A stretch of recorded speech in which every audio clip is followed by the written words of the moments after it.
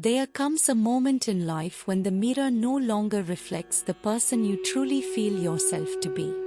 You look into your own eyes and realize that something has shifted, not suddenly, but slowly, like a river changing its course without making a sound.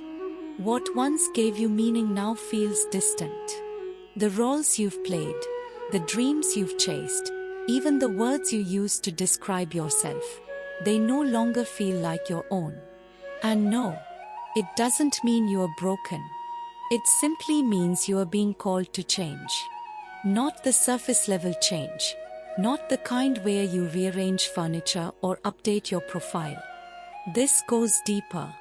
It's your soul stirring quietly, asking you to let go of a version of yourself that no longer fits the life you are meant to grow into. It's not demanding, but it is clear. You are being invited to recreate yourself.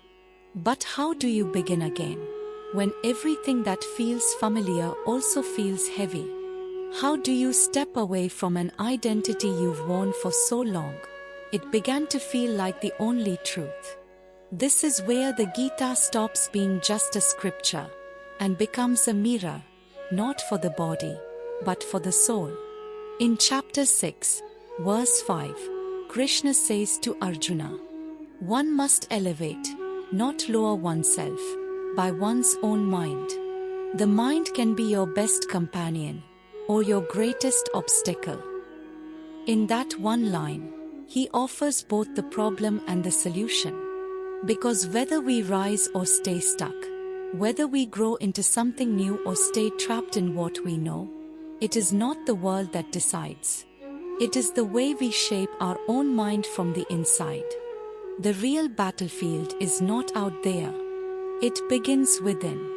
And that brings a sacred kind of responsibility. Krishna is not asking us to become someone else. He's asking us to return to who we truly are beneath all the noise. He's not calling for reinvention. He's pointing toward remembrance. So take a moment. Think about how many identities you've worn just to get through the day. The one who achieves. The one who pleases. The one who stays quiet. The one who appears strong even when exhausted. Maybe you've been all of them. Maybe you still are. But if you closed your eyes and asked your heart to speak honestly, what part of you is still waiting to be born? That's where recreation begins. Not from pressure or ambition, but from honesty, from stillness. When Krishna says the mind can lift us or bring us down, he is reminding us of something important. You are not your thoughts. You are not your labels. You are not the stories others have told about you. You are the one who observes, the one who chooses, the one who remembers. And in every single moment, you have a chance to choose again. But choice is not always easy. Because sometimes, the voice inside your head gets so loud, it starts to feel like truth. It tells you are too late. That you've failed too many times, that you've missed your chance, or that you don't have what it takes. That's when you need the courage to speak back. Not with noise, but with something deeper. Because every time you remember your deeper self, even for a few seconds, you loosen the grip of those old voices. You begin the work of shaping the mind into a companion, instead of a cage. That's not poetry, that's the practice. The Gita never promises that this path will be simple. But it does promise that it will be worth it. And what makes this path powerful is that it doesn't require anyone else's approval. You don't need permission to begin again. You just need willingness. Willingness to let go of who you were, in order to become who you truly are. Krishna didn't ask Arjuna to change into something new. He asked him to remember who he already was. A warrior with purpose. A soul with direction. A being created for more than confusion or fear. And maybe that's what each of us is being asked to do. not chase a new image of ourselves, but return to the truth we've been avoiding. Ask yourself gently, what parts of your life are you still carrying, only because they are familiar? What version of yourself are you still protecting, even though it no longer brings peace? What are you afraid will happen if you finally let it go? Often we hold on, not because it feels right, but because letting go feels like the end of something. And in a way, it is. It's the end of the mask, the end of the performance, the end of the story that kept you small. But what comes after is not emptiness. It's light. Because when you let go of an identity built on fear or comparison, what rises in its place is something softer, something real. A life that feels peaceful on the inside, even if it looks simple on the outside. A life where you are no longer at war with yourself. A life where your mind becomes your ally, not your burden. Isn't that what Krishna meant?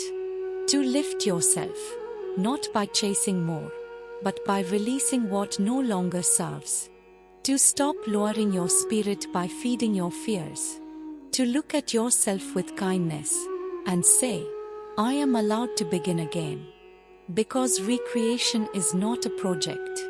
It's a return. You were never meant to stay fixed in one version forever.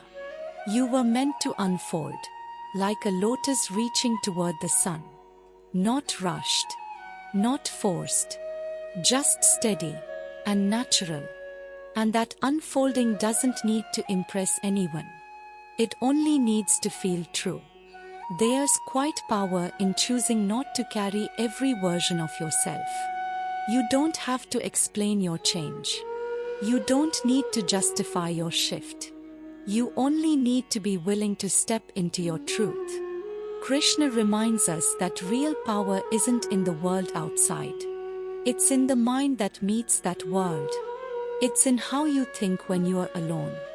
It's in how you speak to yourself when no one is watching. It's in whether your thoughts are lifting you or slowly wearing you down.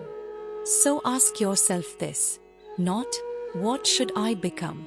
But, who am I becoming when I listen to what my soul wants? You don't need the full answer right now. You just need to listen. Because it is your attention that shapes your mind. And your mind is what shapes your life. If your answer comes softly, if it takes time, if it arrives in pieces, that's okay. That's how truth often speaks. Not through noise, but through stillness. The person you are becoming isn't someone new. It's the one who's always been there, beneath the noise, the fear, and the pretending. You don't need to force that version to appear. You just need to stop resisting it. Krishna doesn't push. He reminds. He doesn't shout. He speaks to the part of you that already knows. So let this be that reminder. You are allowed to let go of the self you created just to survive. You are allowed to create a life that feels peaceful, purposeful, and real. You are allowed to look at your own reflection one day and finally say, this feels like me. And when that day comes, it won't feel like change. It will feel like coming home. That's what it means to recreate yourself. Not to chase an image, but to return to the light that's always been yours. Let that be enough. Let that be the beginning.